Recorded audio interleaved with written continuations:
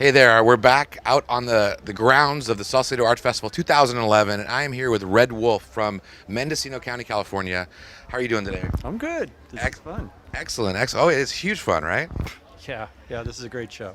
Well, I have to ask, coming from Mendocino might not be might not be a huge trek to come down here, but you got some pretty large pieces behind us. But you mentioned a minute ago that you have some larger installations going into place. Sound very exciting. Can you tell me a little bit more about those? I've done several large jobs in different parts of the world, but I'm just finishing up, or I've just finished, and it's installed, and later this month we'll open up in Los Angeles for United Oil.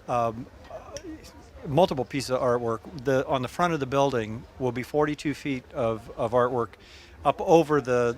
I mean, basically, this is a big glass front building, and above the lobby there, all that glass at one end stands about 7 feet tall and goes up to about 13 feet at the other end, and that's 42 feet of artwork. So when you walk through the doors, that artwork is depicting the moon, these dolphins, but when you walk in and you look up, there's a 32-foot half round of artwork that matches the same theme that you see from out front. So, that's a lot of square footage of artwork. That was 900 square feet of artwork. Just finishing that up. Awesome, and I see already, and we're going to talk about your technique in a second, but that you've got this kind of shimmering sheen over your pieces, and there's like a depth that you see, kind of like it has these layers that go back. And out of curiosity, that large piece, what does the light look like? You said it's a glass panel building. How does that affect that giant piece in that building? I got a call from the guy that I was commissioned by the owner of the company, and he kind of picked me up from, we'd met years ago, and he said, look, I want you to do this, but he hadn't really seen my work. And so I got a call literally like 9 o'clock a few nights ago, and he said, I went out to the site and had him turn the lights on, and it's on.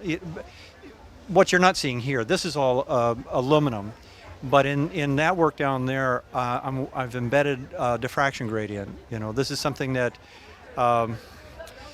initially what you do is they take two intersecting laser beams and cut a groove pattern into acrylic and then metallize the back of it. So you get that, you see it in a lot of packaging where it looks like a rainbow of color. Right. Well, I've got that 42 feet of that, and then there's paint on top of it. So when you light it at night, the guy was giddy. I mean, he was just saying, this is really working. So you kind of asked the right question. I haven't seen it yet, but when you light it right, these kind of effects, there's a certain element of focusing on optics and how to make color and how to make the paintings pop that I pay more attention to than I do to pigment, and it makes a big difference. And in that job down there, it's going to be something to see it at night.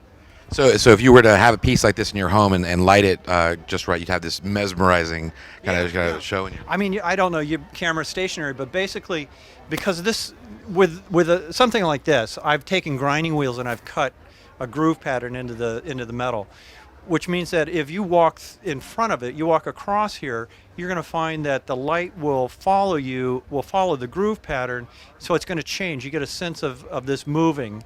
And that's just one way of playing with lights, and that's that's kind of what I'm featuring in a lot of the artwork here, which is different than the diffraction gradient and some of the other structural color things that I work with. But it does. It means that things are going to look a little different from different directions, and they're going to move as the lights is where you are, either as if you move the lights or where you move in relation to the lights, it's going to pick up different elements. Yeah. It's going to adjust the image. And you showed me a little bit before the material that these are made on. Yeah. This is aircraft aluminum?